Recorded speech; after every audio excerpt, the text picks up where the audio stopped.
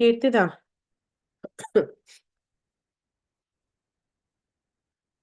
हाँ बोलो. you finished talking to him? No I am still बोलो. Okay, okay, nothing. I just wanted to tell that some people are asking for the scores and they're not able to see it again. So will it be visible tonight? That is, I या got या it. या या well technical team is working on it. Okay, fine. So once it's done, we'll just put a message. Okay. Yeah, but now there are some people who have not given those exams, so I'm talking to them, just finish it off. Yeah. So much spoon feeding. Anyways, Mm. okay. So you are host. Can you just give me co-host, okay? So that if Yeah, yeah, of course. Yeah. I'll take care. हाँ. That's it, right? Just live. Anything else? Of course, when he comes, I got co-host. Yeah, nothing, that's it.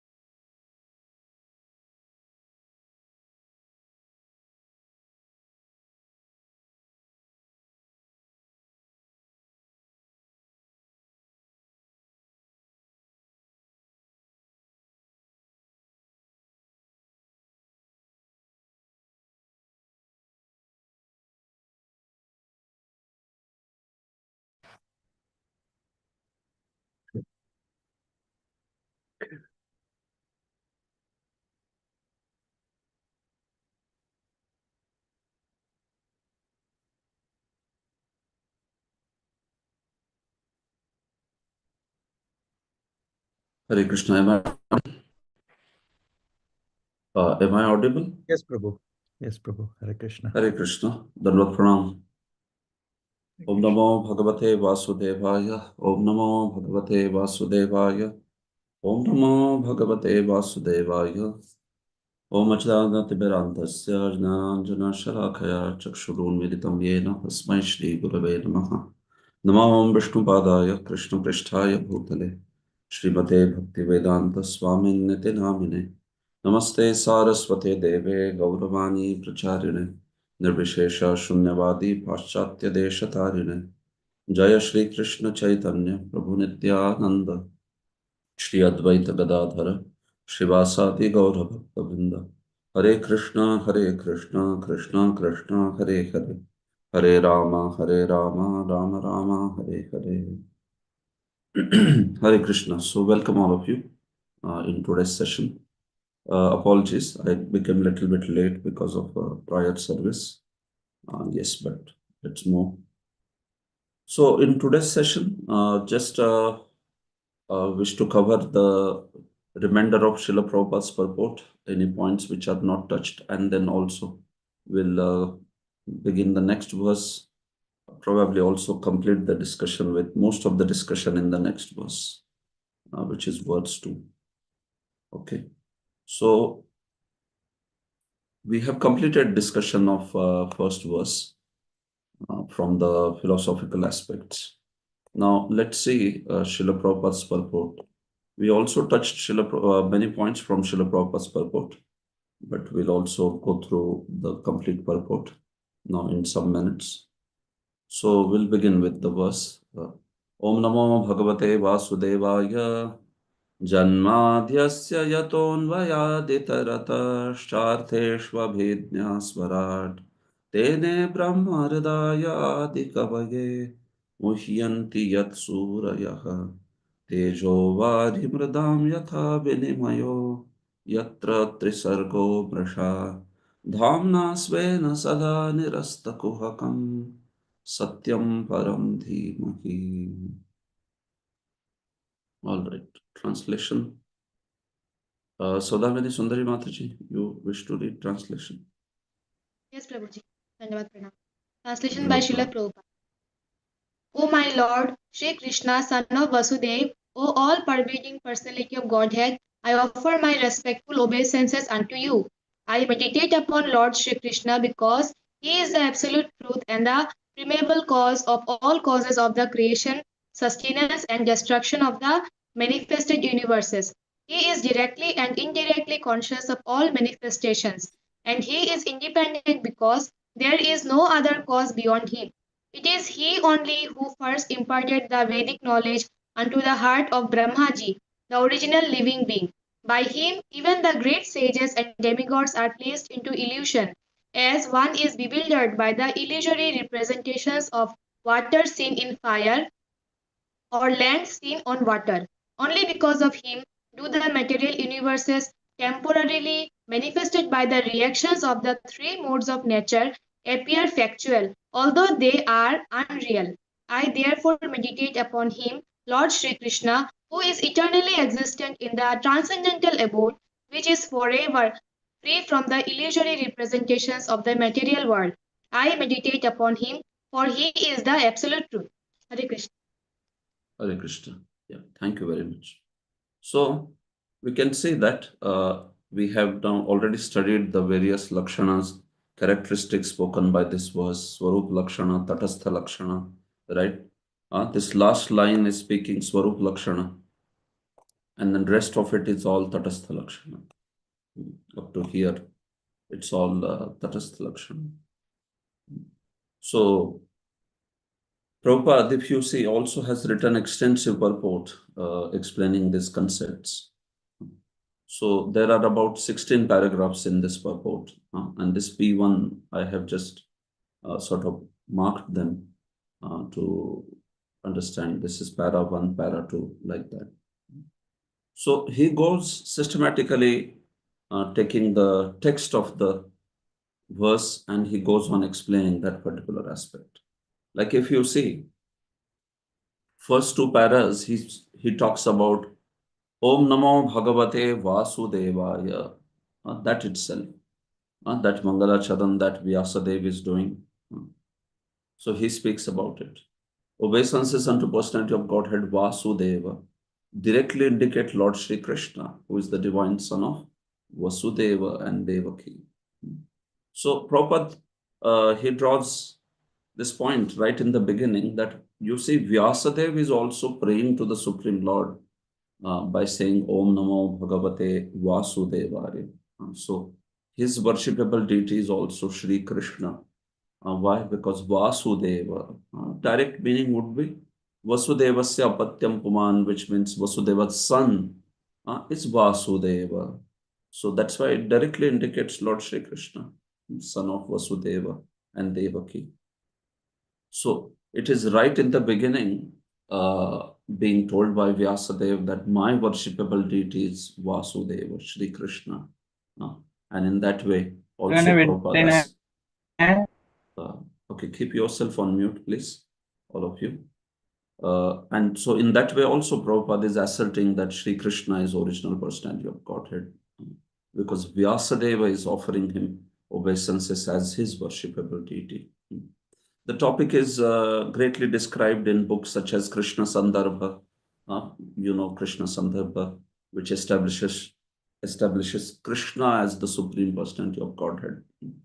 In the 6 Sandarbhas, Tattva Sandarbha establishes Bhagavatam as the highest Praman and Bhagavan as the highest manifestation of the Supreme Lord. Bhagavan, that's the highest manifestation of Supreme Lord, or Supreme Truth, you could say. So, Bhagavat as Pramana and Bhagavan as Prameya. That's what Tattva Sandarbha talks about.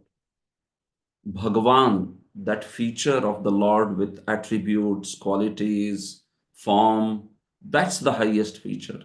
But who is Bhagavan? And I mean, what is the highest manifestation of that Bhagavan? That idea is spoken in Krishna Sandarbha. So Krishna Sandarbha, it speaks about how Krishna is the you could say the highest manifestation of that Bhagavan feature. There are other manifestations also of Bhagavan feature, like Sri Narayana of Vaikuntha. He is also Bhagavan, Bhagavan Nrsimha or Vamana, all of them, those who have abodes in the spiritual world, these forms also are called Bhagavan. But Sri Krishna is called Swayam Bhagavan. So that's the subject matter of Krishna Sandarbha. It's almost like, see, 2 verses are very, very important for Gaudiya Vaishnava philosophy. 2 verses. One is 1 to 11, Bhagavatam. Vadanti tattva vidas tattvam yajnanam advayam brahmeti paramatmeti bhagwan iti shabdyate. This is very important verse for Gaudiya Vaishnava Siddhanta. And based on this verse only, Srila Jiva Goswami has written 2 Sandarbhas actually, Bhagavat Sandarbha and Paramatma Sandarbha. These 2, meaning 2nd and 3rd Sandarbha. I already told you about the 1st Sandarbha, which is Tattva Sandarbha. It discusses Praman and Prameya. Next 2 Sandarbhas, which is Bhagavat Sandarbha and Paramatma, they discuss these 3 features, Brahman, Paramatma and Bhagavan. That's the topic. And the discussion is primarily based on this verse 1 to 11. Then next very important verse from 1st canto is 1:328, which is Ete Chamsha Kala Pamsa Krishnastu Bhagwan Swayam Indrari Vyakulam Lokam Ridayanti Yuge Yuge. And on the basis of this verse, there is this huge Sandarbha called Krishna Sandarbha. And that's the 4th Sandarbha, Krishna Sandarbha. Krishna is the highest form of that Bhagavan. That's the topic. And then next 5th Sandarbha talks about Abhidheya, which is Bhakti process. So for that he draws from various places in Bhagavatam. And then the last one is Priti Sandarbha, which talks about the Prema, the Rasa and the Prema and all those aspects. So that's how 6 Sandarbhas talk about Gaudiya Vaishnava Siddhanta in a very, in a detailed manner, actually. So, after we study Bhagavatam in this systematic fashion, in the way that we are doing text by text, we should also study Bhagavatam in a thematic fashion, as given in Sandarbhas. That would complete the study of course, no, nothing will complete the study in one sense of Bhagavatam. But yes, without studying Sandarbhas, it is said that there will always be some Brahma, some illusion about what Bhagavatam is saying exactly, like that. Sandarbha yena adhita, uh, tasya, Sandarbha yena nadhita, tasya bhagavate shrama. Those who have not studied, such people, they have a little bit difficulty understanding the concepts of Bhagavatam in a refined manner. But Sandarbha yena adhita, but those who have studied Sandarbhas, nasti bhagavate brahma. There is no brahma when it comes to the concepts of Bhagavatam. So that's a traditional saying about Sandarbhas. So Prabhupada is also pointing it out right in the first paragraph of first purport. Also books like Brahma Samhita, they also describe Govindam Adi Purusham Tamaham Bhajami, right? So Prabhupada says, therefore, in this prayer, the first proposition holds that Lord Shri Krishna is the primeval Lord. And if any transcendental nomenclature is to be understood as belonging to absolute personality of Godhead, it must be the name indicated by the word Krishna. Krishna, the word itself means Sarvana Karshayati, iti Krishna, all attractive. So what can be the greater name for Supreme than Krishna, because it carries the sense of all opulences. Strength may attract someone, knowledge may attract someone, fame may attract someone, but all these opulences, they become attractive. That's their effect. So Sri Krishna, the name itself means one who is all attractive. So it implicitly conveys the idea that he is full of all the opulences, all the bhagas, anything that is attractive in this world, that he possesses that particular aspect in its pure form. So that's why Sri Krishna is the highest name. Just as Sri Krishna is the highest form of Bhagavan, Krishna is also considered the highest form of the holy name. Even amongst the holy name, Krishna is considered to be the highest form of the holy name. Highest holy name. That's described by Padma Puran. Prabhupada is also pointing out here. In the Padma Puran, he says here, it is also stated that out of innumerable names of the Lord, the name Krishna is the principal one. So that's there in Padma Puran. Jiva Goswami also speaks in Sandarbhas. Highest form of Godhead is Bhagavan, Shri Krishna, and the highest name, holy name, is Krishna's holy name. Of course, we don't compare the holy names or forms of Godhead in offensive manner, but still there is some gradation between the forms of Godhead. We should respect all the forms of Godhead. We should obviously, as Vaishnavas, we devoutly respect and pray to the forms such as Nrasimha, Vamana, Sri Ram, and all those forms. And we chant those mantras or holy names also. But then still, within that also there is a gradation, and that has to be understood. That should not be neglected, because Shastras speak about that aspect. So that's how our acharyas have also strenuously, they have taken the trouble to show how there is that speciality in the form of Sri Krishna, which is outstanding. Those four special qualities that are there in Sri Krishna: Rupa Madhuri, Guna Madhuri, Leela Madhuri, Venu Madhuri, Bhakta Madhuri included. So that's how it is a very, very special. This is a very special form of the Supreme Lord. And right in the beginning, Vyasadeva, by praying to Om Namo to Vasudeva, he's showing that aspect, that how Vasudeva is his own worshipable Supreme Lord. Yes. But as I said, it is also, this is also seen more as a Mangalacharan. So the main philosophical discussion comes from Janmadhyasya Tonvayad and further. But Prabhupada does take the opportunity of even drawing out philosophical conclusions from this first prayer that Vyasadeva has made, because it is a fact that Sri Krishna is Supreme Personality of Godhead. Further, Prabhupada speaks about the history of Srimad Bhagavatam. We have already talked about this history of Srimad Bhagavatam, in what context the Bhagavatam was compiled, Vyasadeva's dissatisfaction and Narad Muni's instructions. We have discussed that in extensive details, right?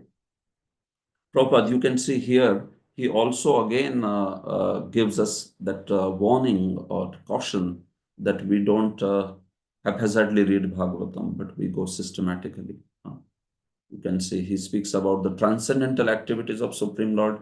They are described specifically in Bhagavatam's 10th canto, which is considered as substance, ashraya. But in order to reach the very substance, one must proceed gradually by developing knowledge of the categories. So categories are the other topics that we should study by studying canto after canto. Then he goes into the philosophical aspect of Janmad Yasya Yataha. One wants to always, a human philosophical mind always wants to know about the origin of the creation, right? That's quite a natural inquiry, inquisitiveness, and then one wants to inquire about it, right? Even in my childhood, I remember that, and this is a common experience. I'm sure nothing special about it, but I would go to my grandfather's place, and he had a huge land, and in that land, so oftentimes in summer, we as kids would be just sleeping outside with whatever the necessary arrangements, and then you are sleeping right there below this huge sky, night, black night, and then the stars are twinkling. So then you wonder, what is this huge universe? And one of the questions that I used to ask also, which my grandfather would always remember, he later told me that I would ask that question, that who is behind those stars? Who is controlling those stars? Can we see it? Who is behind this expansive creation? So a child asks that questions, right? Even we see many times. So what to speak of a philosophical mind where one becomes inquisitive to know about the creation and the creator and who is behind this whole cosmic manifestation.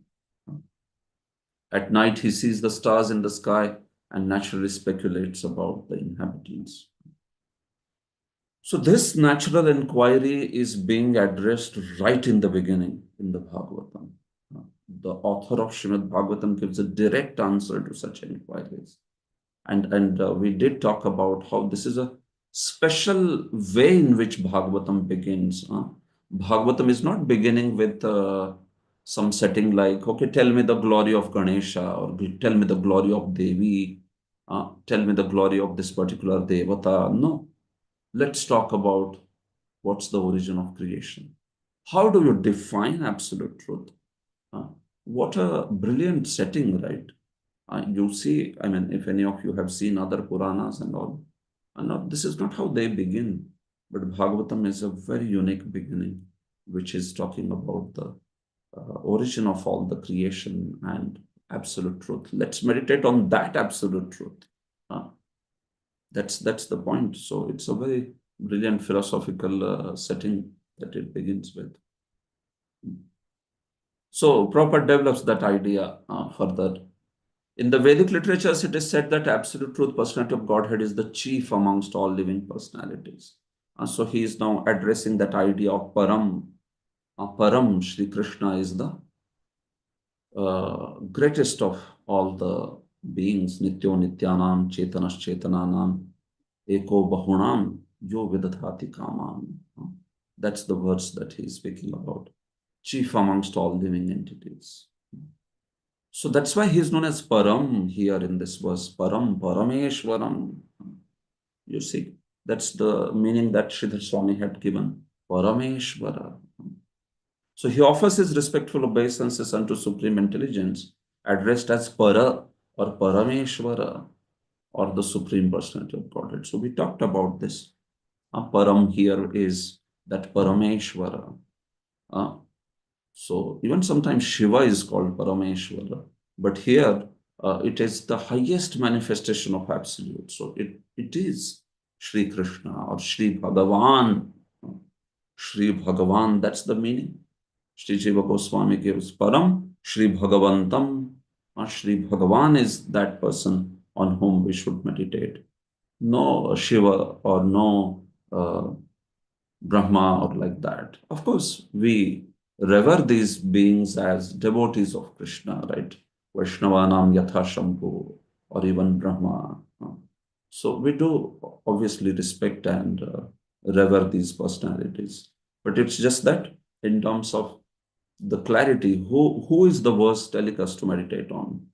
It's Param, Parameshwaram, Sri Krishna. Prabhupada again comes to that aspect of how we should not directly jump to the 10th canto. He says unscrupulous persons go immediately to the 10th canto, and especially to the 5 chapters which describe Lord's rasa dance. Unless one is thoroughly accomplished in the transcendental knowledge of the Lord, one is sure to misunderstand the Lord's worshipable transcendental pastimes called rasa dance and his loving affairs with the gopis. So this subject matter is not for, you could say, ordinary conditioned souls. I mean, we can hear these subject matters, but then at least with a sufficient purification. It's not that we have to wait till Anartha Nivrutti to hear these subject matters. That's not the point. But the point is, one at least should not have that Purusha Bhava when we are hearing the 10th canto pastimes and all. One should not get those vikaras that are there in the material world whenever there is some discussion about relationship between man and a woman.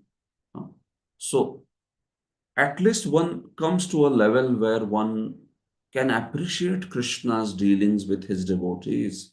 And these dealings are the same as Krishna dealing in any other rasa.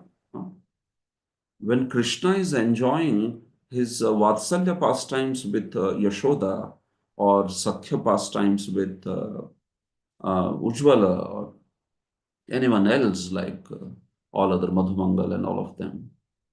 So same way he enjoys his Madhurya Rasa with Radharani and Lalita, Vishakha, all the gopis. So one just sees it as reciprocation in another rasa. But people, they don't have much trouble with Krishna's pastimes with Yashoda or Madhumangal, Ujjwal, Arjun, all of them. But they have a lot of difficulty understanding his pastimes with gopis and all that.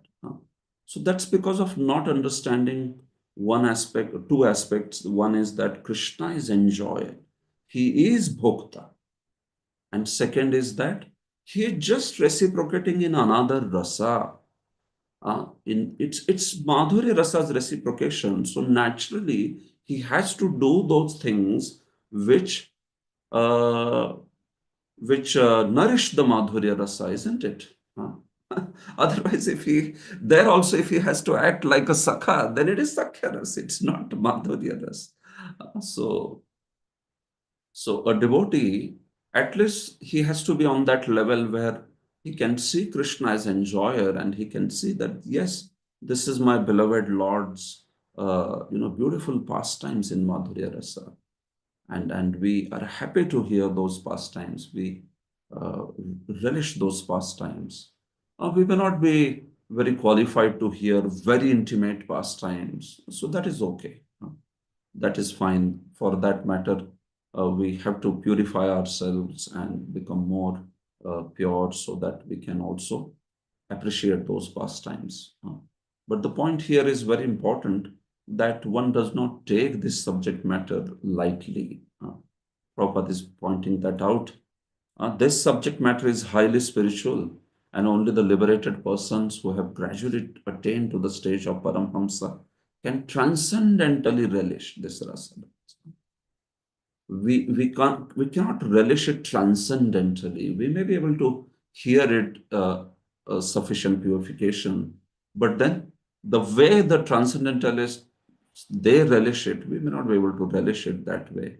Why? Because that's the point. We are not yet fully pure in this way.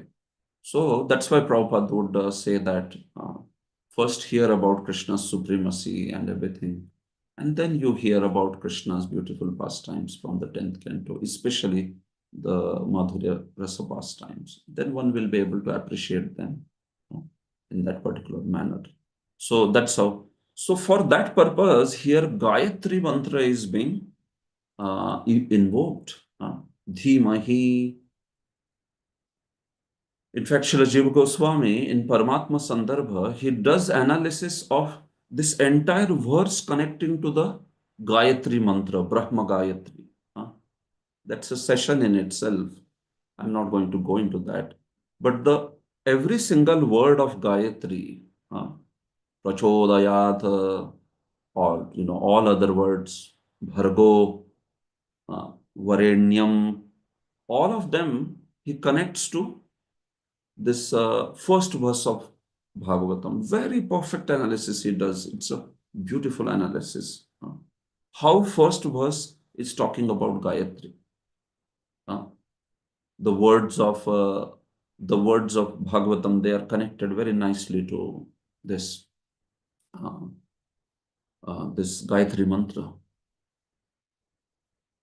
So that shows also that Bhagavatam, Prabhupada is connecting in this way, that you see Bhagavatam needs a certain qualification to go through its subject matter. Right in the beginning, Bhagavatam is showing that this verse is explanation of Gayatri. And Gayatri, you can't just chant like that, right? Gayatri needs a certain qualification to be chanted. You have to be Brahman initiated, and at that, when you are chanting, you have to be Shuchi, you have to be clean, you have to have performed all those achmanas and Bhuta Shuddhi, and then you do Gayatri mantra, japa. So Gayatri, it's not a haphazard kind of chanting. So when Bhagavatam, right in the beginning, it is showing that it's explanation of Gayatri, it also draws out a philosophical conclusion that this scripture needs to be practiced. You have to be a Brahmana to be able to go through these scriptures' content. Brahmana by birth? No, not by birth, by qualities. If you are Brahmana by birth, very nice. But also be a Brahmana by qualities. Even if you are not a Brahmana by birth, no problem. Bhagavatam is for everyone. Everyone is being invited to study. But you develop the Brahmanical qualification. That's the point. So that's why right in the beginning, Dhimahi, it is being invoked. Gayatri mantra, how Bhagavatam is. Gayatri Bhashya Rupa is being shown right in the beginning in this way. So the purpose is that here, in order to show this aspect, you see Prabhupada writes, one must therefore acquire Brahminical qualities or be perfectly situated in the quality of goodness in order to chant the Gayatri mantra successfully and attain to the stage of transcendentally realizing the Lord, His name, fame, pastimes, qualities, and so on. So that's the purpose of invoking Gayatri over here. So Bhagavatam is actually complete commentary on Gayatri. The whole, and that's why I said that this whole explanation is there in Anucheda 104 of Paramatma Sandarbha. How Bhagavatam is commentary on Gayatri mantra this way. So that's why as we study Bhagavatam, we also encourage, we also very much recommend that the Brahminical qualification should be achieved. One should not just take this study as theoretical study.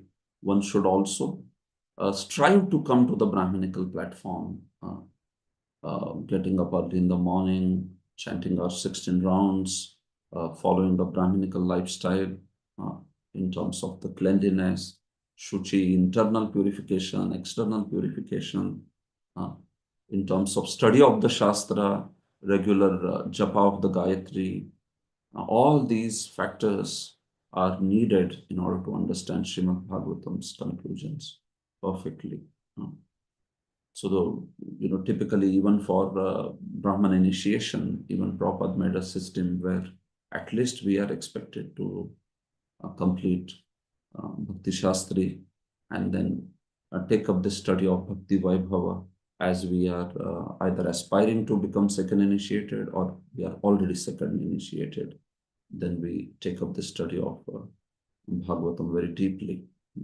This way. So, that's the point. Further, Prabhupada speaks about this aspect we have already discussed, material energy versus spiritual energy. Prabhupada calls, he speaks about how material world is a relative truth and not absolute truth. So we spoke about this aspect, right? Just as a mirage, right? Tejo vari mridam, in this world, something being seen for something else. So similarly, material world, it appears to be something, but it is not that. It appears to give real joy. It appears to be eternal, but it is not. It is temporary. It does not give that happiness, spiritual happiness. So it's not real in that sense, although material world is real, but it is temporary. And it under delivers. It over promises and under delivers, like that. So you may see glass and imagine it to be water, or you may see water and imagine it to be glass, or you may see fire and you may imagine it to be water. Similarly, we see the material things and think that, well, they will give me great happiness and they are here to stay, but it's not true. These are material things and they will show their nature of transient soon. They will never satisfy us. What will satisfy is the real water, which is transcendental name, fame, pastimes of Supreme Lord. So that aspect Prabhupada speaks also. Chief engineer of a complicated construction, we talked about it. Knowing Lord, being aware of the material energy directly and indirectly. We already spoke about this example. Lord knows about his creation directly and indirectly. Directly in terms of his material energy only has expanded everywhere. Directly in terms of he only has given the blueprint of the creation. And indirectly because all the demigods, Brahma, Devi, everyone is also reporting to him about his creation. So through them also he is aware of what's going on in the creation. So his material cause, his instrumental cause, his ultimate cause, everything in that manner. Prabhupada also speaks about how this verse is not speaking anything like Brahma should be meditated or Pradhana should be meditated. No, even Brahma received knowledge from Krishna only. Brahma is not independent, he is not Swarat. So that's why he is not being asked to meditate. Krishna is being asked to meditate. Especially Prabhupada draws a very important point from these two verses. Abhidnya and Swarat, these two are significant. No other living entity is either Abhidnya or Swarat. That aspect cannot apply to anyone else like that. Who is fully cognizant or who is fully independent? No. So that's why Abhidnya and Swarat, these two characteristics, they certainly qualify Krishna only. In fact, all the qualities here, all Tatastha Lakshanas, they only apply to Krishna. So Abhidnya and Swarat are all the more special. But every single Lakshana here, it only applies to Sri Krishna. As long as it is present, it applies only to him, if it is a Tatastha Lakshana. And if it is Swarup Lakshana, it applies to him only and no one else, in the sense him and other forms of Bhagavan, in that sense. You understand? So that's how it is. So if those Abhidnya and Swarat, Prabhupada especially points out, because in this world people want to claim big things, right? Scientists and all the people, or even sometimes great demons like Ravana, Hiranyakashipu. But are they Swarat? Even they were destroyed by the Supreme Lord. Even they needed to first perform some tapasya, and then only they could understand, they get some powers. And second, even after that, they could not continue that power. Right?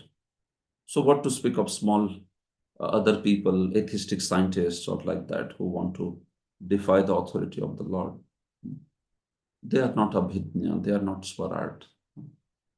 What do we know about the universe? So how can we say that we are Abhidnya, all-knowing, omniscient? No. And Swarat, forget it, right? That's also not possible. Prabhupada also speaks about this famous argument of a blind watchmaker. Richard Dawkins, he wrote a book called A Blind Watchmaker.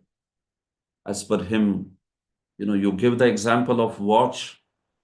This whole universe is like a watch. So who made the watch? Well, he said a blind watchmaker made the watch. What is that? Blind forces of physics. That's the watchmaker. But actually, law implies lawmaker, isn't it? Creation implies creator. We can't just say blind forces of physics coming up with such perfect arrangement in the universe. So that's a basic knowledge that all of us have. An atheist may argue that God is no more expert than a watchmaker. But of course, God is greater because he can create machines in duplicate male and female forms. The male and female forms of different types of machineries go on producing innumerable similar machines without God's further attention. Prabhupada is giving very amusing logic. He's saying, Krishna makes two machines, in a sense that man and woman, they come together, and then in turn they produce a child who can himself then at appropriate age can produce child further.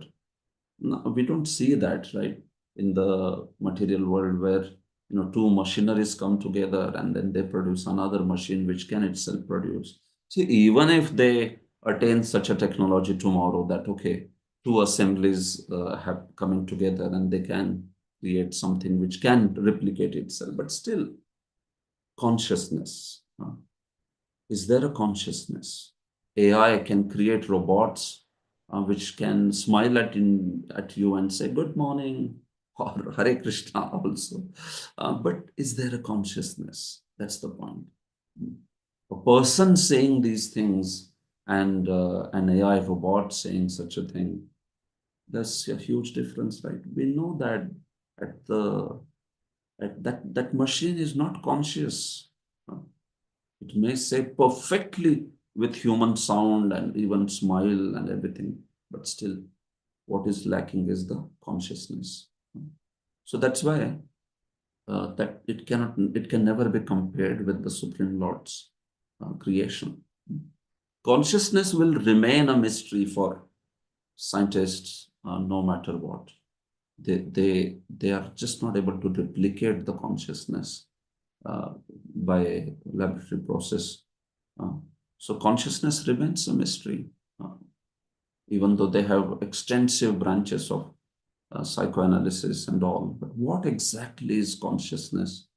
And if you could replicate it in a dead body or like that, it's difficult. It's not possible that way. They have to depend on a living being even for cloning and such things. So that's all.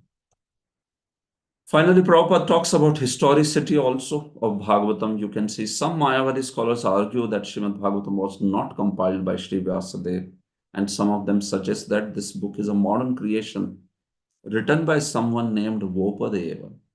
In order to refute such meaningless arguments, Srila Sridhar Swami points out that there is reference to the Bhagavatam in many of the oldest Puranas. So we talked about this also. Historically, there was a great debate between what is Bhagavatam exactly. Devi Bhagavatam is the real Bhagavat, or Srimad Bhagavatam is the real Bhagavatam. So that's why Sridhar Swami has also addressed that in his commentary, and Prabhupada speaks about it. So Bhagavatam is that scripture where it begins with Gayatri Mantra. Then Bhagavatam contains the history of Vritrasura, Hayagriva Brahma Vidya, that episode. Bhagavatam is also spoken between conversation between Gautam and Maharaj Ambarish. Gautama says, Shukaproktam, Ambarish Shukaproktam Bhagavatam Shrunu. Please hear that Bhagavatam which is spoken by Shukadev.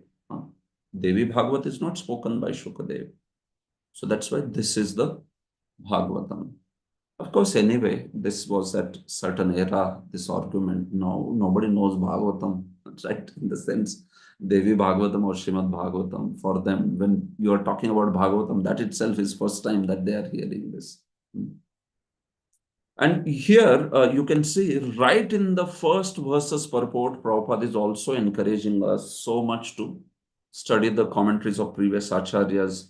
You see, this is a beautiful statement right in the first verse. Within the past 500 years, many erudite scholars and acharyas like Jiva Goswami, Sanatan Goswami, Vishwanath Chakravarti, Vallabhacharya, and many other distinguished scholars, even after the time of Lord Chaitanya, made elaborate commentaries on the Bhagavatam, and the serious student would do well to attempt to go through them to better relish the transcendental messages. So you can see right in the first verse. So this kind of study that we are trying to do, at least for the important verses, is being recommended by Prabhupada right in the first verse. First verses purport. So, this is the actual way of studying. Prabhupada says the serious student would do well. So we have to ask this question, are we serious students? So the serious student would do well to attempt to go through them to better relish the transcendental message. Are we serious students? Do we want to better relish the transcendental messages? Then you see his recommendation right in the beginning. This way. He's quoting all these commentaries, Jiva Goswami, Sanatan, Vishwanath Chakravarti, even Vallabhacharya, who comes from Pushti Marga, like that.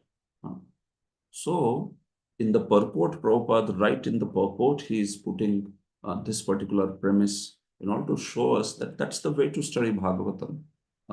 It's not that it is to spice up Bhagavatam or anything like that. This is also a big misconception. You spice up with some commentary explanations. No, it's not spice. It's the main thing.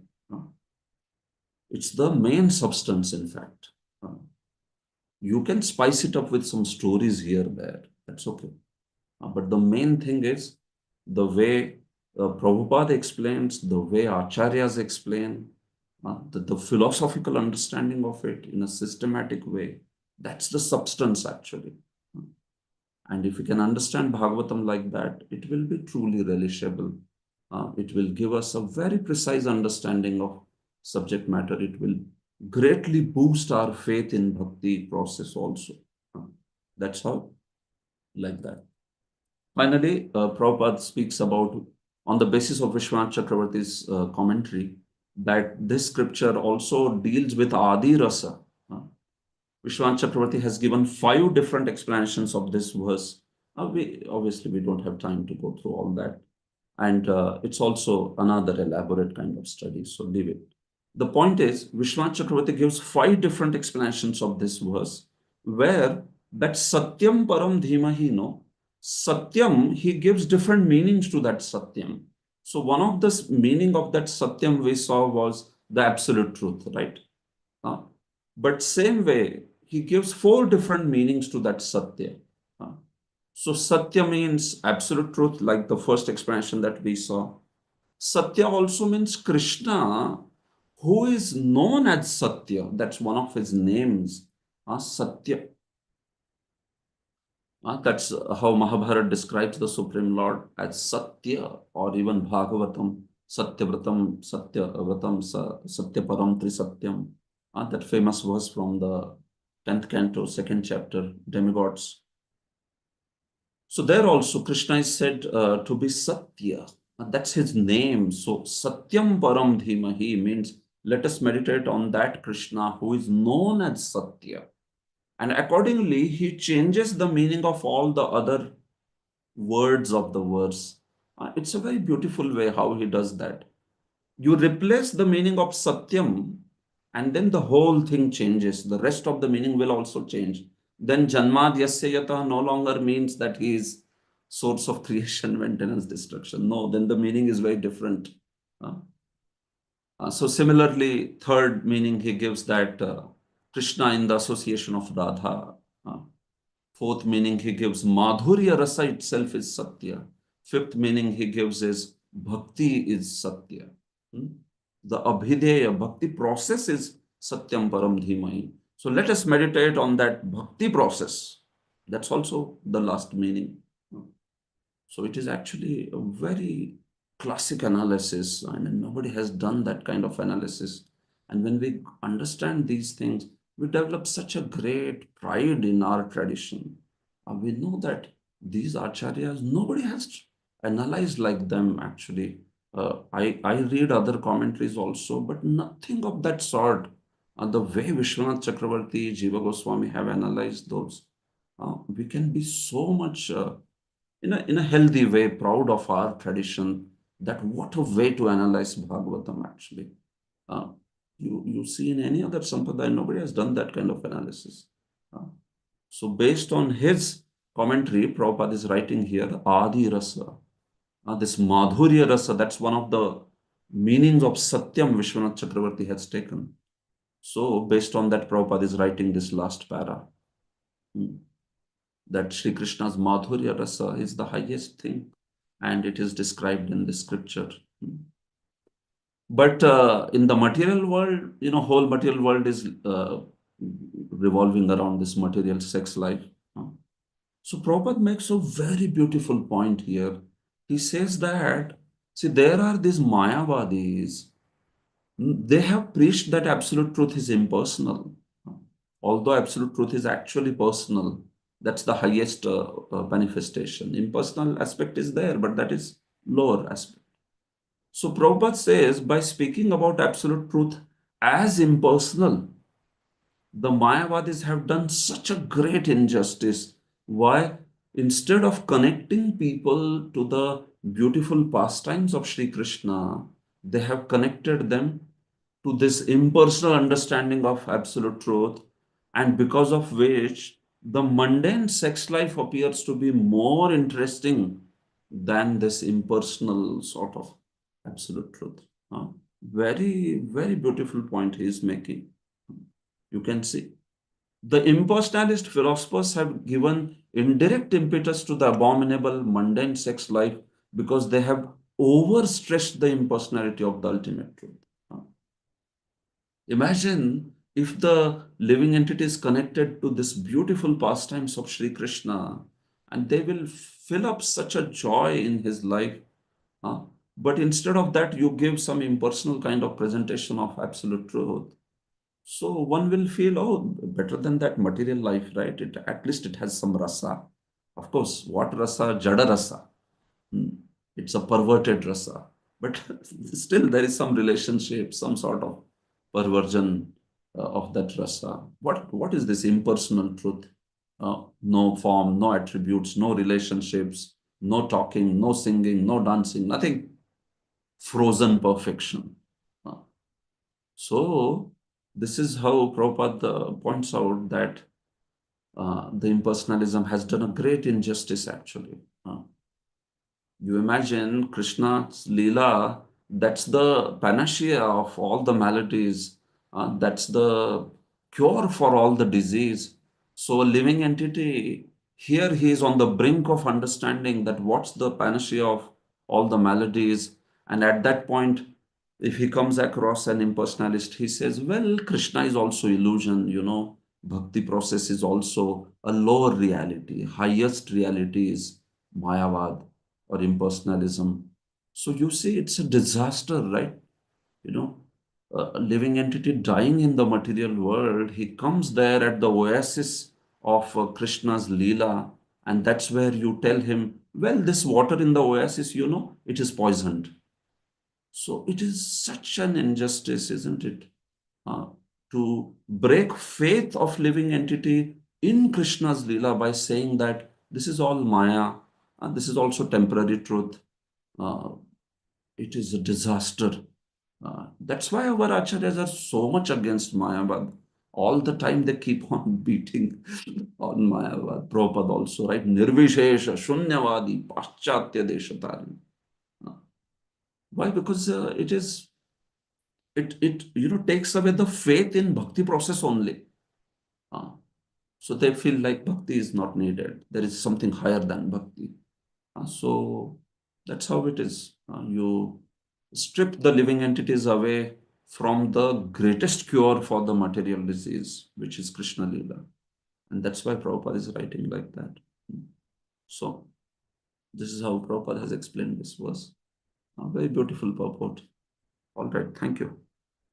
Hare Krishna. So that completes the discussion on the first verse. We will move to the next verse. But before that, do you wish to ask anything on this? Now I think first verse is over, so we'll move fast now. Hare Krishna. Param Pavane Shama Mataji. Hare Krishna, Prabhuji, Pranam.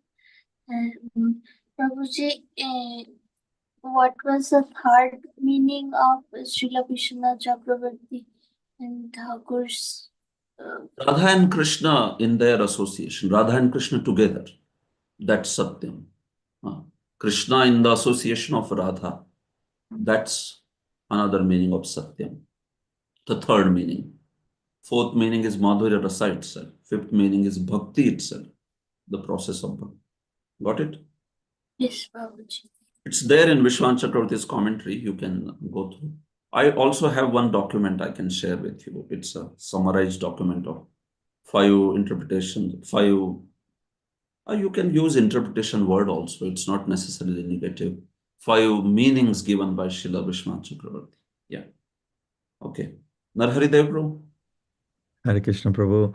Prabhu, I was planning on listening to the recording, but I think the recording started a little bit later.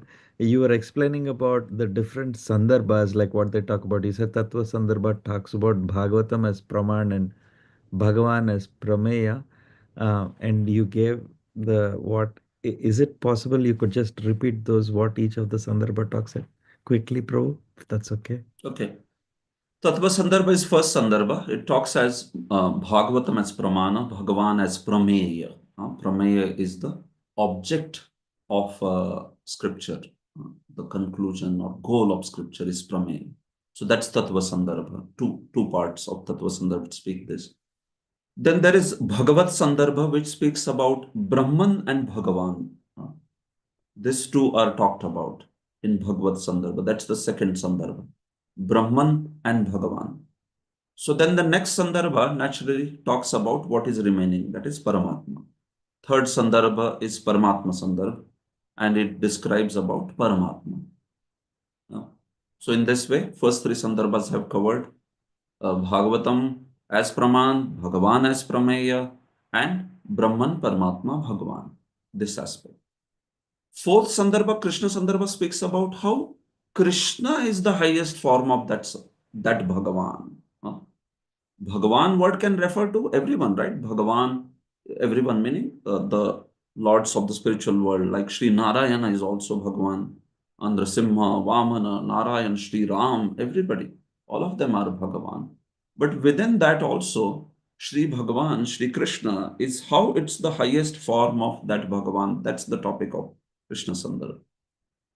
So that's the fourth Sandarbha. Fifth Sandarbha is Bhakti, which talks about Abhidheya process, Bhakti.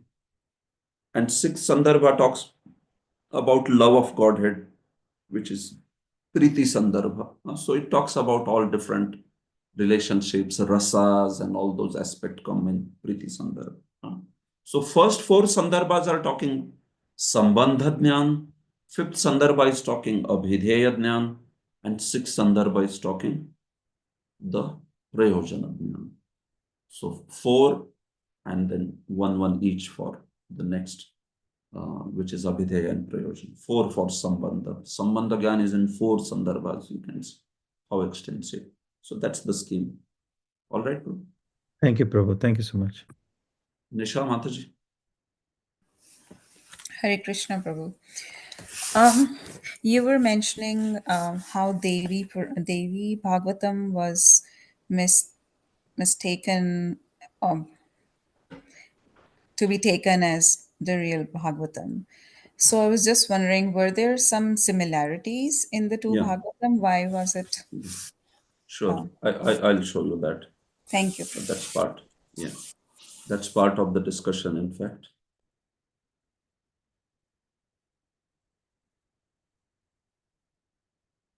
You see, Devi Bhagavatam versus Srimad Bhagavatam, the debate. The debate is very, very old. Even Sripad Sridhar Swami seems to refer it in the commentary to 111, like we saw. Why? You can see. There are 18,000 verses in both the Puranas. Bhagavad Puran also, Devi Bhagavad also. There are 12 cantos in both the Puranas. There are 335 chapters in Bhagavatam, 318 in Devi Bhagavad.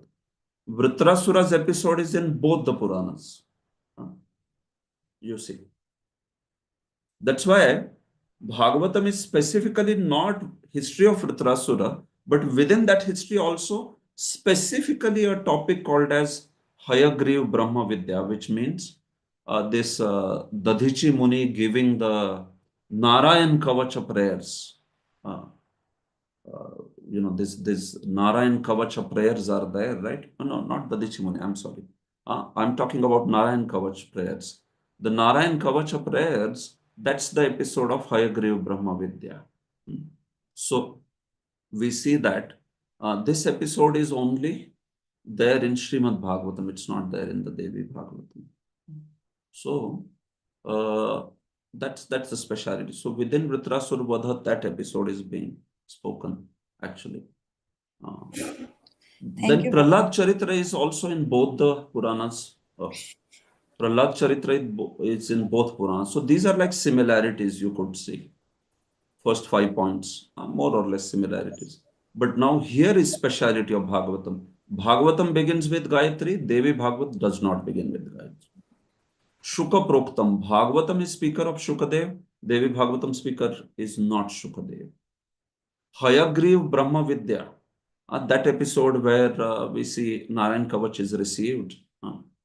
So that particular episode is not there in Devi Bhagavatam. Shankaracharya, Madhvacharya, Vallabhacharya, they have never quoted Devi Bhagavatam. They have always quoted only Srimad Bhagavatam.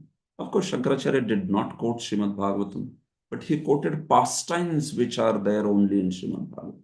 But Madhvacharya, Vallabhacharya, they have either quoted or alluded to Srimad Bhagavatam only, not Devi Bhagavatam.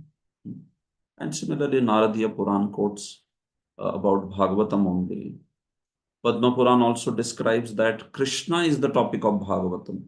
So naturally, Devi Bhagavatam does not have Krishna as the topic, but Srimad Bhagavatam. So that's how this is the authentic Puran. I mean, both Devi Bhagavatam is also Upa Puran. We accept it, but we don't say that that is Bhagavatam. The Bhagavatam which is glorified in scripture as the highest scripture is not Devi Bhagavatam, it is Srimad Bhagavatam. But don't misunderstand that Devi Bhagavatam is it's some false scripture or it is hoax or something. No, it is not. It's just that there is a lot of interpolation in that scripture. A lot of episodes have been added in order to sometimes show that Devi is supreme to Vishnu or like that. So it's a little bit unauthentic in that sense. But it's a bona fide Upa Puran. The point is, it's not Srimad Bhagavatam glorified as the highest. Bhagavatam is this Bhagavatam only that we study. All right. Yes, Prabhu. Okay. Thank you so much. I think you have Satyam. explained this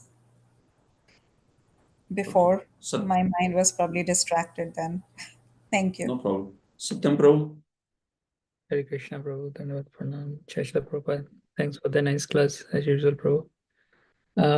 Prabhu, so when you were explaining that Satyam has like 5 meanings, 5 different ways the Acharyas explained it. So, Prabhu, how do we understand? Like, we see like there are so many explanations and maybe not interpretations, but the meaning.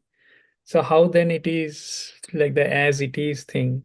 Because in which one everyone is interpretation or explanation is authentic, or we have something like one person is Okay, got authentic. it. Got it. Yeah. See, Prabhu, the commentary, the field of commentary is itself a big field. And the ideology and the philosophy of commentary, that is another, that's a discussion in itself. But some basic principle I'll tell you. When we talk about bhashyas and all, we have to understand what is the ideology behind them. But which meaning is the authentic meaning, or which is the intended meaning by the Supreme Lord? So when the commentaries, they reveal the various meanings of a particular text. So we have to see that the message that that particular text carries can have multiple interpretations, certainly. But are those interpretations in line with the Shastra? So there are two very important criteria for that. Siddhanta Virod and Rasabhasa. Siddhanta Virod. The particular explanation of that scripture, it should not cause Siddhanta Virod. It should not violate the philosophical conclusion of the entire scripture or end-to-end conclusions of that particular scripture. The context also, it should match. So that is called Siddhanta Virod. It should not draw out conclusions like Mayavad, or which don't match with the original, match with the purpose of the text. And second, it should also not cause rasabhas, where you mix the different rasas. So those two kind of doshas, faults, if they are there with a commentary, then the acharyas will point it out, saying, no, this is not a valid explanation of this particular text. And then the third factor is also, it should be grammatically immaculate. You can't just come up with some meaning and you see that it is not grammatically justifiable. It is having Siddhanta Virod also. It is having Rasabhas also. Then the commentators will reject such a meaning. They will not accept it. So that's why whenever these Vaishnava Acharyas write, so it's also seen by the commentary of Vaishnava commentators, and they do approve these explanations. Yes, it is a bona fide explanation like that. So we don't have to think that, okay, there is only one standard meaning when Vyasadeva speaks or Shukadev speaks or Krishna speaks. No, they can speak with unlimited meanings in a text. And depending on the Acharya's mood, the rasa, his level of devotion, the revelation may come. This is how it is. So as long as there is none of these doshas, the faults are there, so it's a valid interpretation. It can be accepted in this manner. The issue starts becoming prominent. The issue is there when there is these doshas, when you start speaking it completely against the philosophy of Vaishnavism, or it's not grammatically justifiable. You are erred in your grammatical analysis. So that's why it's not that easy to write a commentary. It's not that easy. If you can't justify it on the basis of grammar and on the basis of philosophy and all, then it will be rejected this way. So our Acharya's commentaries, they do obviously fulfill this criteria in that particular manner. But yes, that's how. So that's how Shastra can be explained in different manner. We don't have to freeze it to one particular meaning. No, it depends also on the rasa, sometimes from rasa aspect also. Same verse could be explained differently from the Madhurya Rasa aspect and different from Vatsalya Rasa aspect. So these are different revelations that the acharyas get, and we respect them and we accept them and we relish them as practitioners of bhakti. But it's a maybe you have more question also that it's a different field in itself, but that's the principle. Prabhu. I hope it will give you some understanding. Thank you, Prabhu. I have a connected question. So, I think you can pause here. We'll proceed now. sure, Prabhu. Okay, yeah. I do understand that there may be some questions, but yeah, I wish to cover this verse, at least explain the philosophical aspect of this next verse.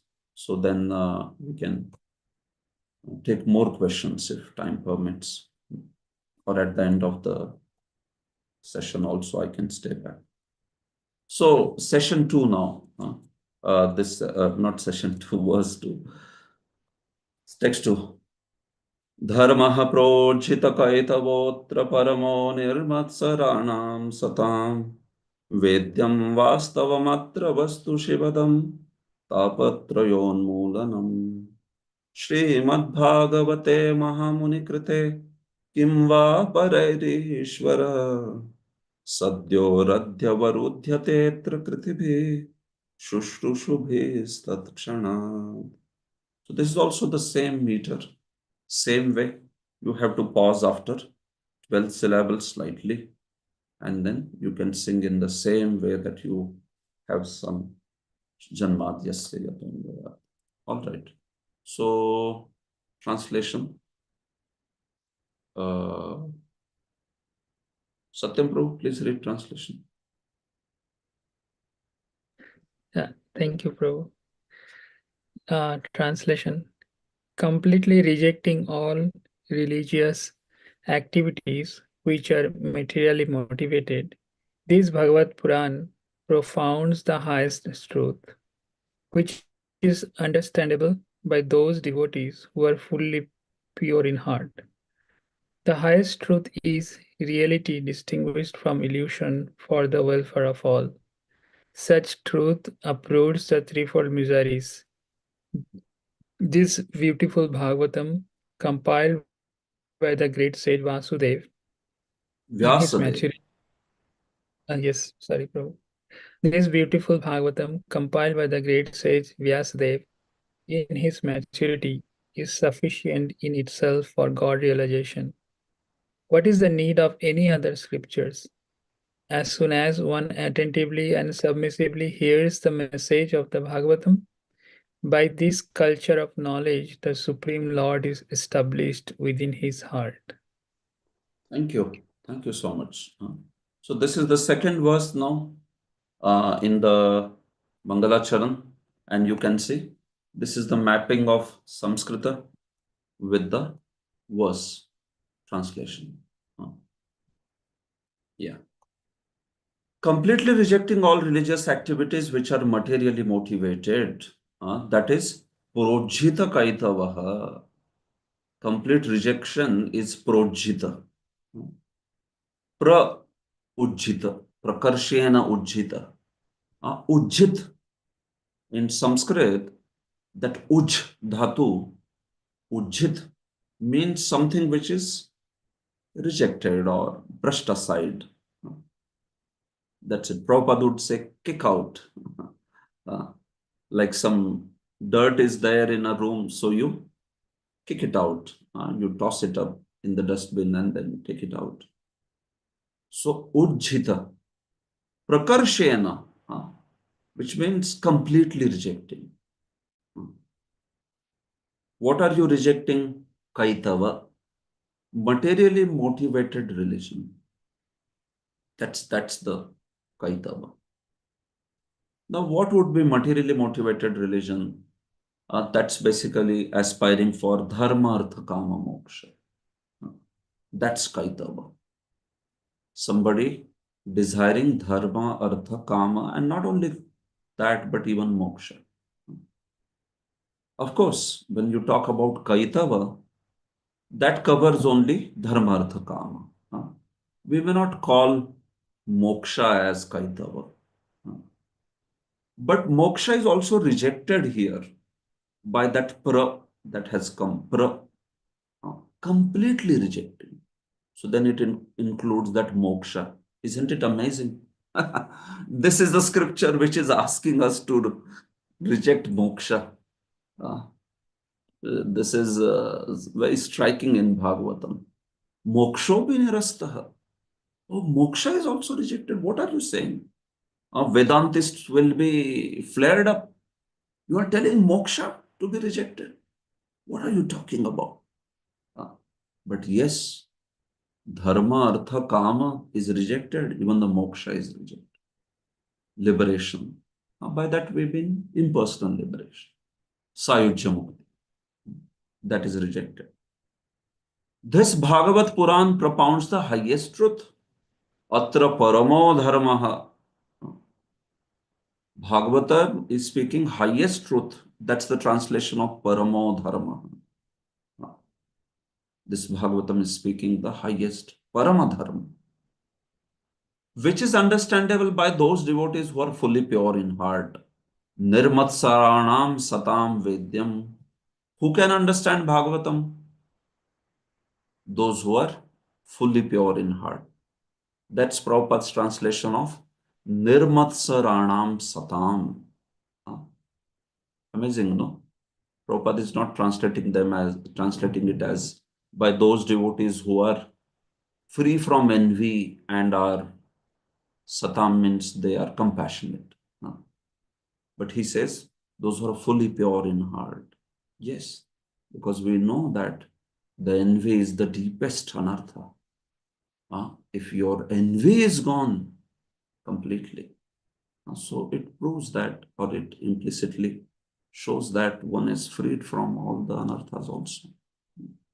Nirmatsara. So actually this scripture can be fully understood by those who are nirmatsara, at least who are trying to cultivate that quality of nirmatsara, non-envy. We may not be non-envious fully, but we are aspiring. We are striving also. Not only aspiring, but we are striving to become non-envious. We want to appreciate devotees. We want to appreciate, everyone else, the contributions of all the people, contributions of devotees. Nirmatsara. And Satam also has a specific meaning, we will see. The highest truth is reality distinguished from illusion. Vastavam atra vastu. This Bhagavatam speaks about Vastava Vastu. It does not speak about some avastava Vastu, meaning this Bhagavatam does not speak about some imaginary thing.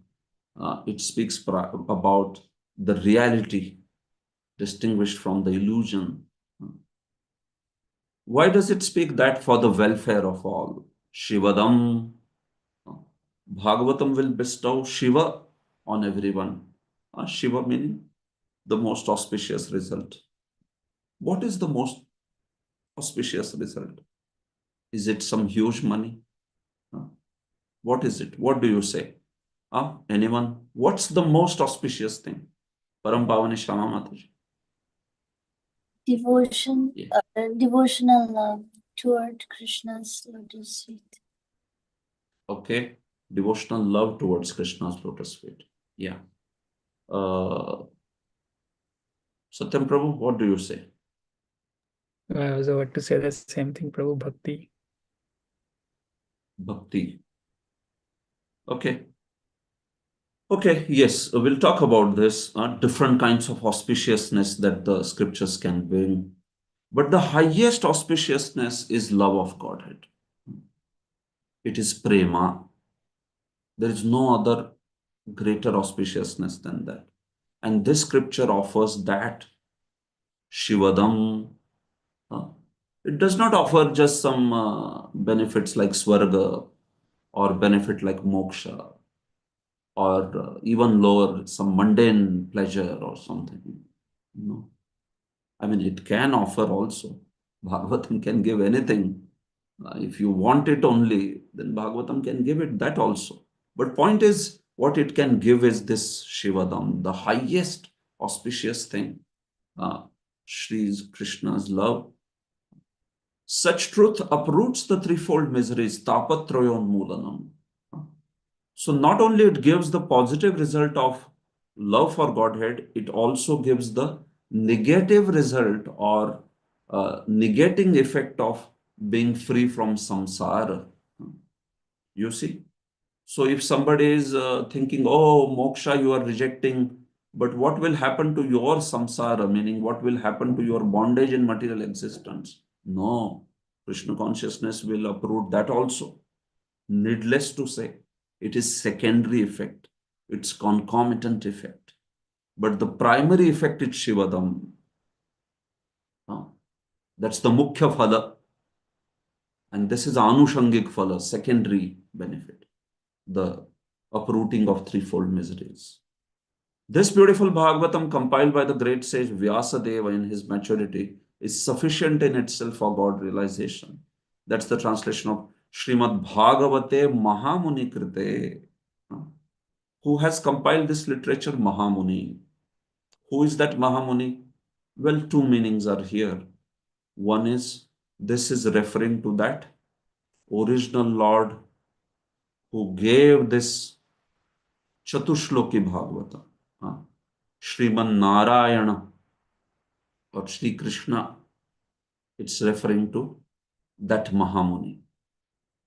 So Vyasadeva, while he is writing this verse, he is remembering Mahamuni as that original personality who gave the Chatushloki. And that's why he is writing Mahamuni. This is one meaning. This is given by Sridhar Swami. Mahamuni Sri Narayana, he says. Here Mahamuni means actually Bhagavan Narayan who gave Chatushloki.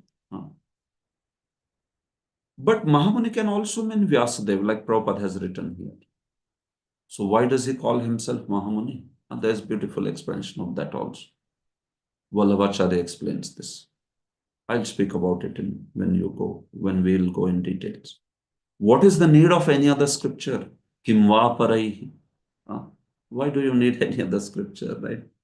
As soon as one attentively and submissively hears the message of Bhagavatam, that's the translation of Atra kritibhihi shushrushubbhis tatkshanam. If you hear Bhagavatam attentively and submissively, very beautiful word Srila Prabhupada is using. The way to hear Bhagavatam is attention and submission. You're not haphazard, you're not inattentive while hearing Bhagavatam. And second, we are not challenging while hearing Bhagavatam. We want to hear it submissively. Yes, I want to know. I want to understand. I accept this knowledge is true. I just want to understand how this is true, how this is wonderful. So enquiries are most welcome, but those enquiries are not done in a challenging spirit. If we have a challenging spirit towards Shastra, especially towards Bhagavatam, then we will not gain much. It will not make that purification impact. You may get some information, but it will not purify our heart quickly. Why? Because the attitude is more like challenging. Let me see what the teacher knows.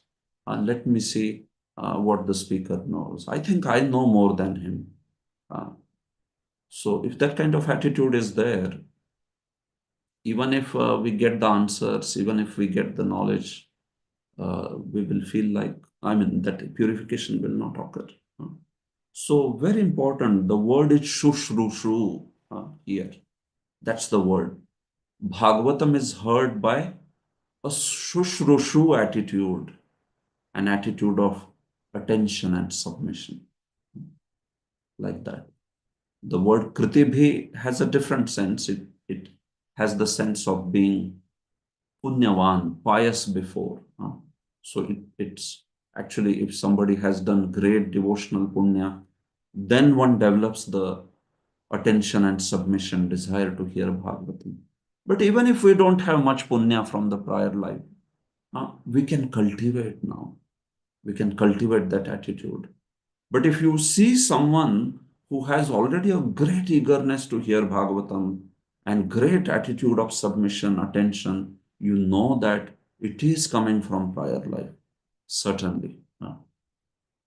So we don't discourage anyone by saying, well, if you don't have it from prior life, then you're useless. No, it can be cultivated. But at the same time, we have to understand that somebody who is extraordinarily attached to Bhagavatam, it is actually effect of Kriti Bhi. That's the very special devotional credit that the person has got. That's why one is so easily able to absorb in Bhagavatam. So, what happens when one attentively and submissively hears?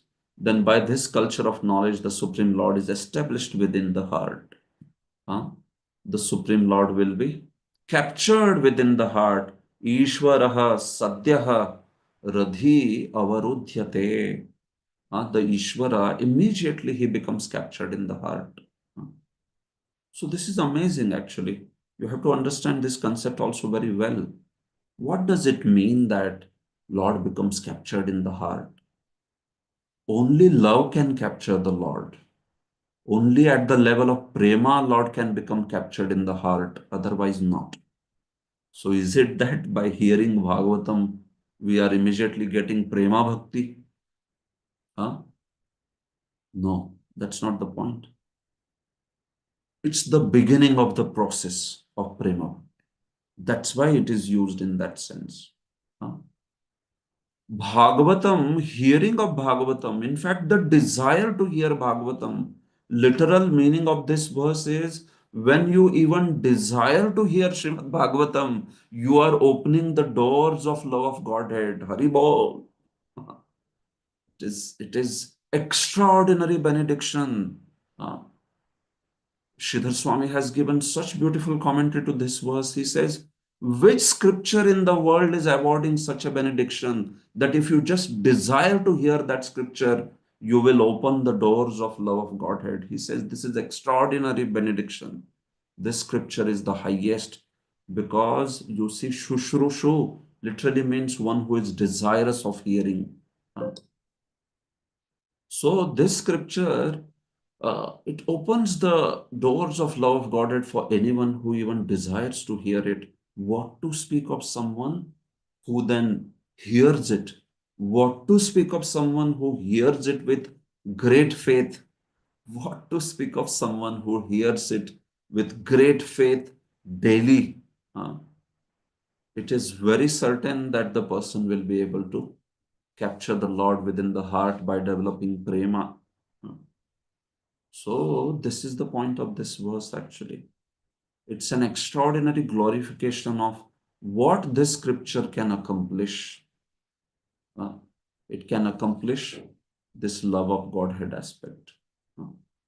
So, that's why this particular verse is speaking Anubandha Chatushtaya. I will pause with this now. I am done for today. We'll stop. We have, time is over. So, Anubandha Chatushtaya, as I said, Mangalacharan's 4 aspects are covered in this verse, right? So, at its beginning, a book must describe 4 items. The qualifications of the person who may study the book, the connection between the book and its subject, the subject itself, and what the reader will gain by reading the book and following the path it describes. So, all these 4 items are spoken in this verse. The qualification of the person who may study the book. Now you have to tell me. We have seen the entire text in some understanding. Tell me, what is the adhikari of this scripture? Who wants to tell? I'll just wait a minute. Yeah. Who is the adhikari? Shyam Gopal Bro?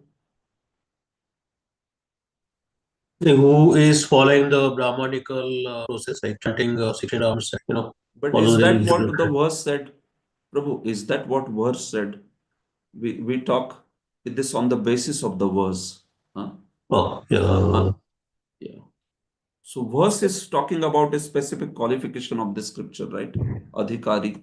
So what is that qualification? Tulasi Gopi Mataji.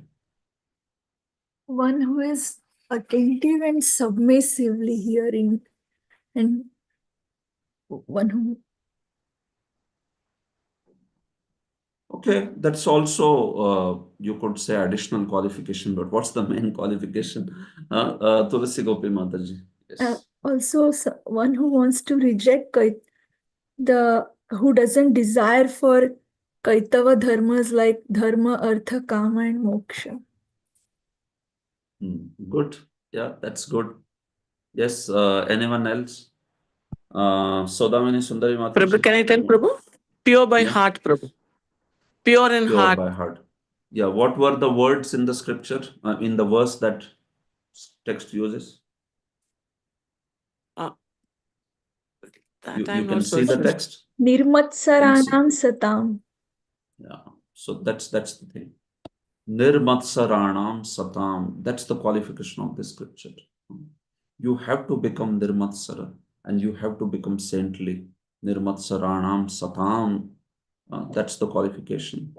Of course, in order to achieve that qualification, you have to be obviously attentive and submissive and all that. That's fine.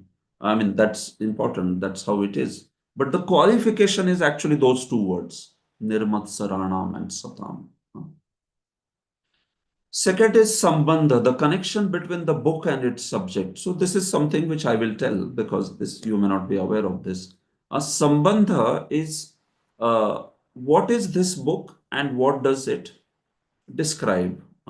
So this is a book called Srimad Bhagavatam and it describes Bhakti. That's the second point, Sambandha here. The book and its subject. The book is Bhagavatam, so that comes here, right? Srimad Bhagavate. It mentions Atra Srimad Bhagavate. And what is the subject?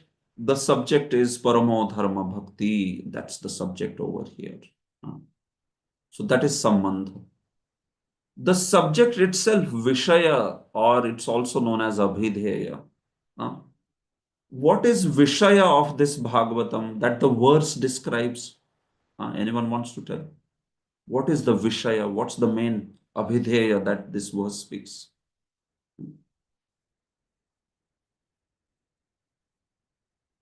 Yeah. Narharidev Prabhu? Prabhu, is it bhakti? Very nice. It is Bhakti. Paramo Dharma. That's the Abhidheya or Vishaya. As I said, the prior verse also said Vastu Nirdesh, and this verse is also talking about Vastu Nirdesh. Both the verses. Prior verse spoke Vastu Nirdesh primarily in terms of absolute truth. But this verse is speaking Vastu Nirdesh or the topic of the scripture in terms of bhakti process. That's the subject. And what the reader will gain by reading the book and following the path it describes. What's the result of hearing this scripture? What is the phrase that it speaks? Sodamini Sundari Mataji, yes. What's the result? Yeah, you always say it is Krishna Prema. Krishna Prema. Does the text talk about that Krishna Prema somewhere? Is it What does Shivadam the Prabhu? Shivadam, very nice. And one more very important aspect of the verse that describes what will be the result. Praladanand Prabhu? Yeah, Praladanand Prabhu. Yes. Ishvaraha sadhyoradhi avarudhyate. That's the prayojana. You will capture the Lord within the heart because you will develop prema, love of Godhead. So then Lord becomes bound in your heart. That's the prayojana. So adhikari, sambandha, vishaya, prayojana. These four things are spoken directly in this verse. And that is called Anubandha Chatushtaya, which is also part of Mangalacharana. So this is the extraordinary benediction of this scripture. Now, in the next session, we'll talk about how this verse shows that Bhagavatam is higher than Karma Kand, Jnana Kand, Upasana Kand. Sridhar Swami has given ecstatic commentary on this verse. He shows that the first line of the verse shows that Bhagavatam is greater than Karma Kand. The second line shows of the verse, second line of the verse shows that Bhagavatam is greater than Jnana Kand. And third line shows that Bhagavatam is greater than Upasana Kand. So in this way, Bhagavatam is higher than all the three topics of Vedas. And that is why one should study the scripture. It is giving us inspiration why we should study the scripture by talking about this is the highest subject matter. There is nothing higher than this. So the text will now explain. First three lines of the verse will explain superiority to Karma Kand, Jnana Kand, Upasana Kand. That's how this verse has been explained. So we'll see that in the next session. Thank you for your patient listening. ग्रंथराज Shrimad Bhagavatam की जय, श्रील प्रभुपाद की जय. Hare Krishna. So now you can ask anything. Those of you who wanted to ask some questions, I can stay for some time. For others, you may please proceed for your service. The class is over. Hare Krishna. Yes, Saudamini Sundari Mataji. Hare Krishna, Prabhu. Regarding the second shloka only, Prabhuji, we keep to note today that Srimad Bhagavatam offers the highest auspiciousness. But if we approach Bhagavatam without knowing it and just for any other mundane intention, so what Bhagavatam will offer us then? See, if we approach Bhagavatam without knowing its glory and with some sort of mundane intentions, so Bhagavatam can still offer it. It's up to Krishna. He can offer it.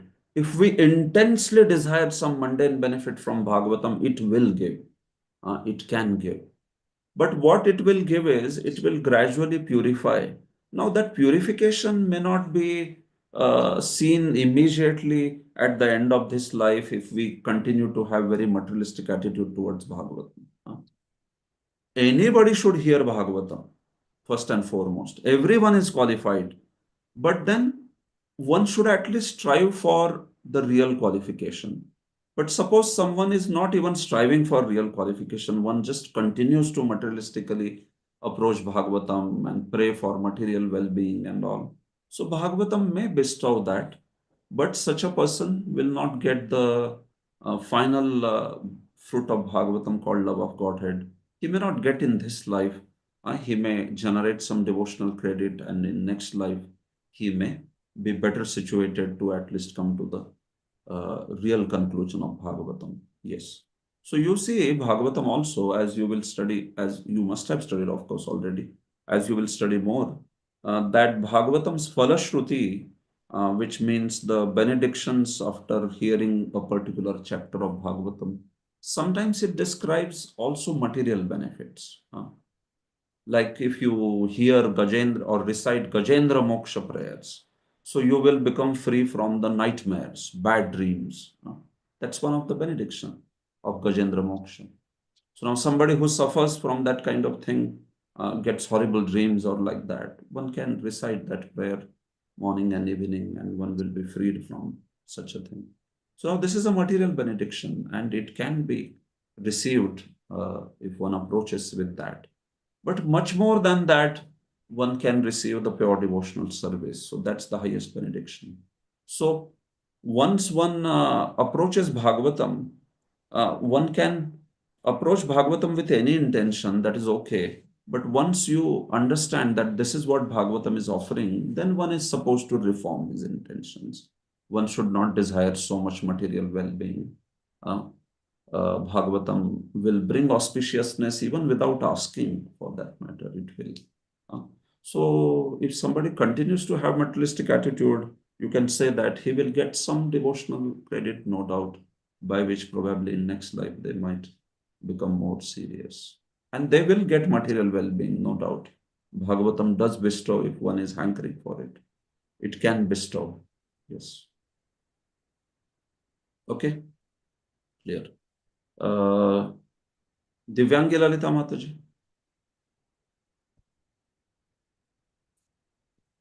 Yes, Prashant Yes, Prabhu, Mataji. Professor, I humbly receive this. Thank you once again for a very beautiful class, Prabhu. Prabhu, towards the end, you described that Sambandha and Vishaya or Abhyasaya are both Bhakti. I did not quite follow, Prabhu. Could you please explain it once again? See, Vishaya basically here means, Mataji, what is the subject of the book? Huh? What's the subject of this book called Bhagavatam? Huh?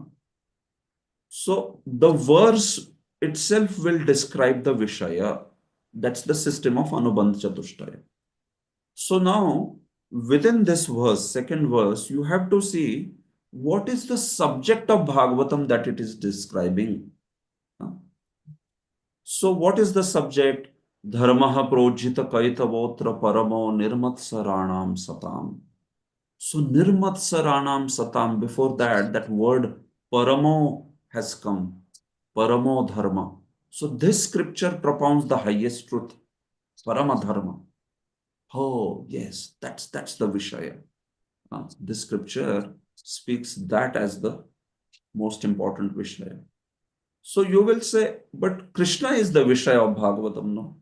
So yes, Krishna is also the Vishaya, and then the process to achieve Krishna Bhakti, that's also the Vishaya of Bhagavatam. And later, Prema Bhakti will come, which is the perfection, that is also the Vishaya of Bhagavatam. So you see, the aspect of Vishaya, it can be categorized also in that way. So this particular verse is focusing on that aspect of Bhakti. What is Bhagavatam speaking? It is speaking Bhakti. Paramadharma, highest dharma, which is Bhakti.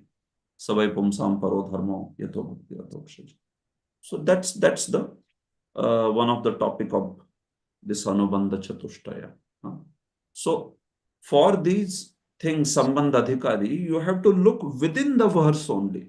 Don't talk it on the basis of other verses or like that. Within that verse, you speak. Adhikari, within the text second, Nirmatsaranam Satam, that's the word of Adhikari. Similarly, Vishaya here is Paramo Dharma, which means Bhakti. That's the main topic of Bhagavatam. I'm sure now you are clear with it. Yeah. Yes, sir. Thank you, Prabhu. Tulasi Gopi Mataji. Hare Krishna, Prabhuji. I was wondering when you earlier you were explaining that Vishwanath Chakravarti Thakur, Jiva Goswami and all, they have explained different rasas and explanations. So when Shukadev Goswami, when Parikshit Maharaj heard, or when the sages of Naimisharanya heard from Sutta Goswami, did they understand from different angles or they had their own angles? How, or did everyone understand all the angles? No. Did everyone understand all the angles? No, not like that. See, Yadashi Shraddha, Tadrashi Mati, Tadrasham Jnanam. One whose faith and whose devotional attitude, how is it? Based on that, the understanding will be there. So within the assembly of Bhagavatam, in front of Shukadev sat great exalted Mahabhagavatas like Parikshit, and also many other sages like Brahmarshis, like Kandarshis, Rajarshis, Devarshis, kings, and sages, brahmacharis, disciples, so many of them. So, depending on their devotional attitude, they got the understanding of Bhagavatam. It's not that everyone understood all the deeper aspects of this rasa and all. Of course, Parikshit certainly understood, and based on Parikshit's words and all, acharyas have shown that how Parikshit is relishing this particular deep understanding of Krishna's pastimes that way.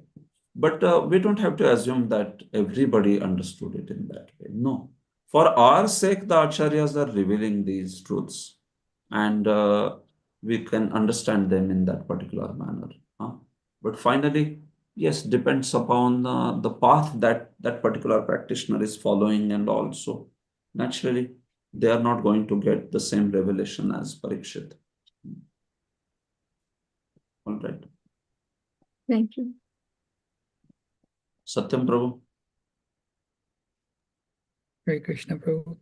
So, Prabhu, when you were explaining like Anubandha Chatushtayam, I got the third one, like subject is bhakti or prema dharma, but parama dharma, and but the second one, the connection between the book and its subject.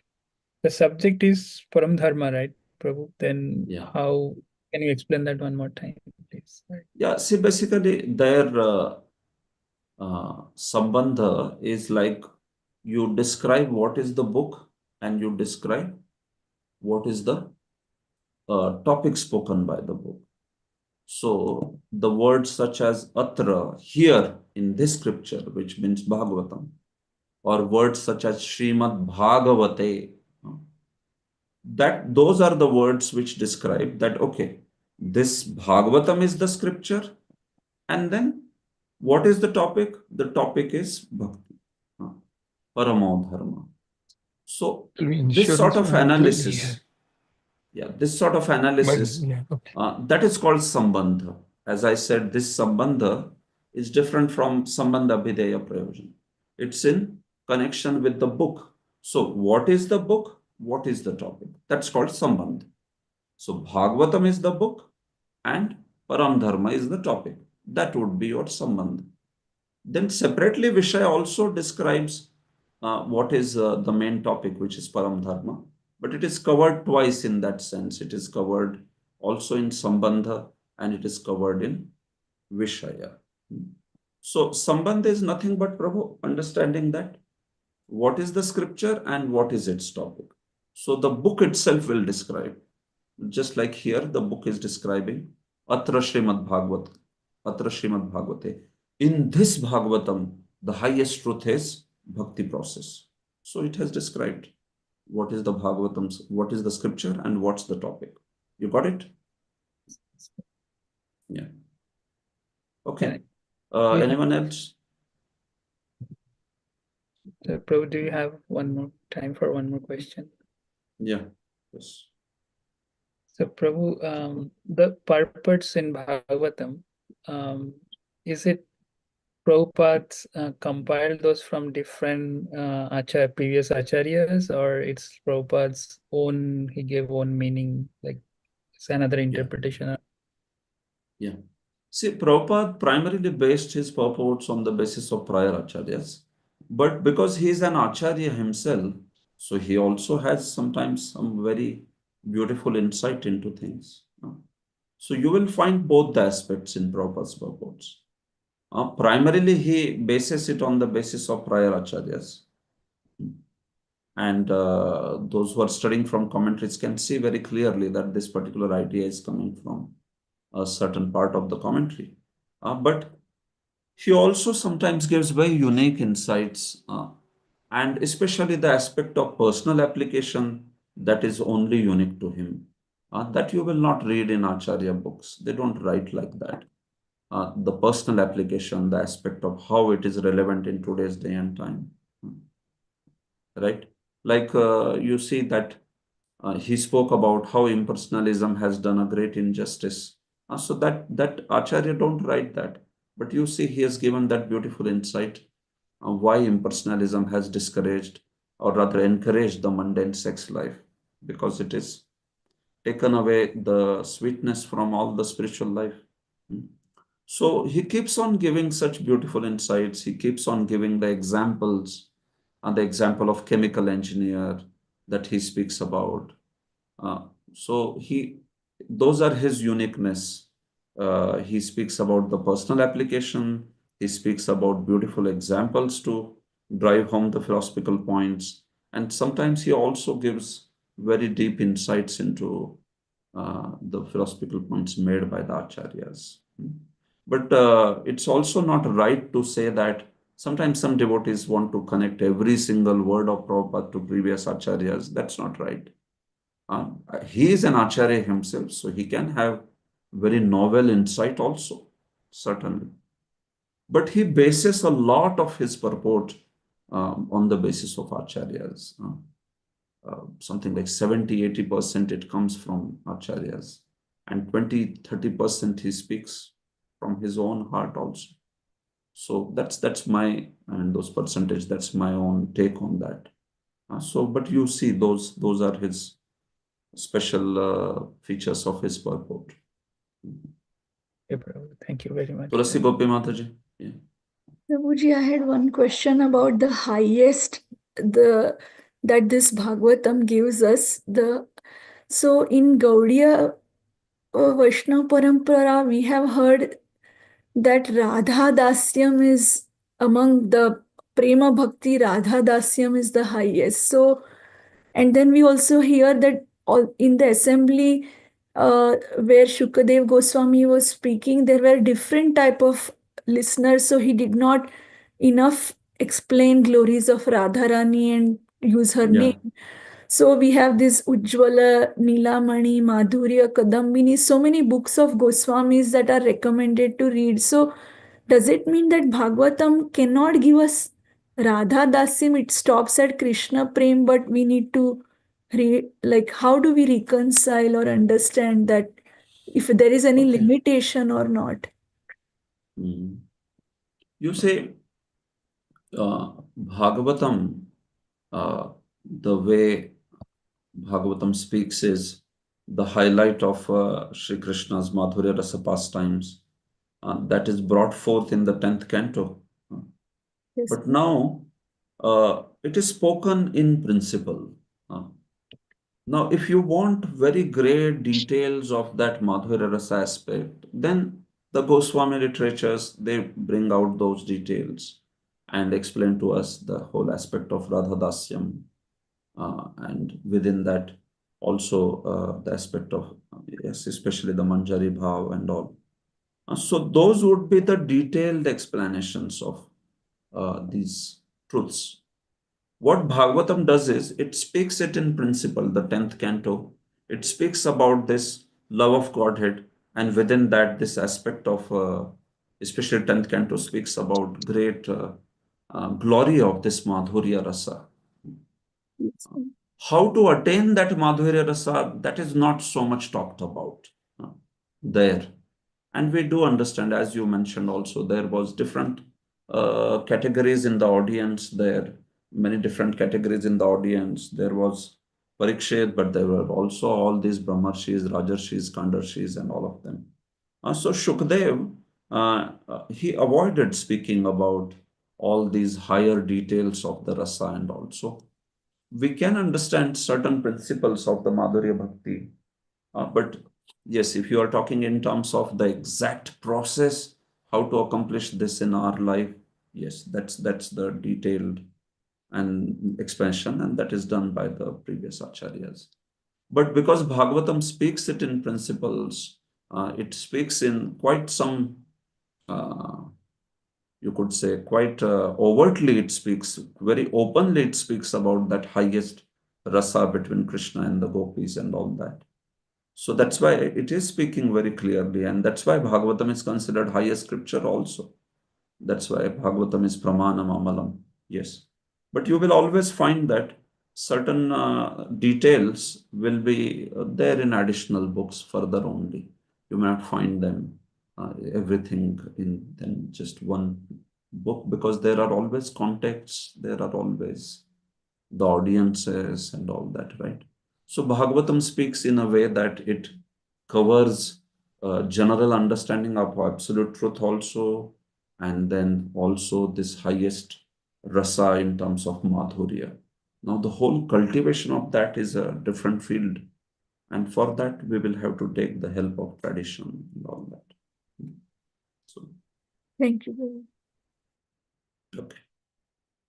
All right, so I think we can pause here. Thank you for your questions and also patiently listening to explanations. Let's meet on the next session. Granthra Srimad Bhagavatam ki jai. Srila Prabhupada ki jai. Nithai Gaur Premanande. His Grace Kanai Krishna Prabhuji ki jai.